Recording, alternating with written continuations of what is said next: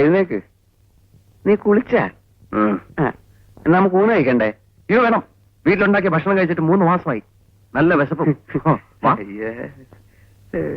ഈ രാത്രിയിലത്തെ ഭക്ഷണം നാക്കെ വെക്കാൻ കൊള്ളത്തില്ലായിരുന്നു. ഒരുമാതിരി വേഗാത്ത അരിയും കുഴമ്പ് പോലത്തെ കോഴിക്കറിയും. അല്ല, ഒന്ന് ചോദിച്ചോട്ടെ, ഈ പച്ചക്കറി അരിയും ഒക്കെ കൂടെ ഒന്നിച്ചിട്ടാണോ പുഴുങ്ങുന്നത് ജോലി എങ്ങ് തീർക്കാൻ? അയ്യോ, അതാ ഫ്രൈഡ് റൈസ്. എന്താ ഫ്രൈഡ് റൈസ്? എന്തു കുന്തോ.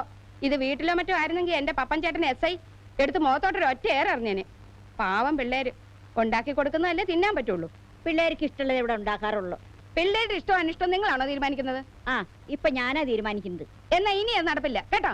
പെണ്ണും പിള്ളേക്ക് എന്താ വേണ്ടത്? പെണ്ണും പിള്ളയോ? ഞാൻ ആരാണെന്നാ നിങ്ങളുടെ വിചാരം? പിള്ളേരുടെ സ്വന്തം അമ്മായിയാ. എന്നാ അമ്മായിക്ക് എന്താ വേണ്ടത്? വേണ്ടത് വേണ്ടപ്പ പറയും.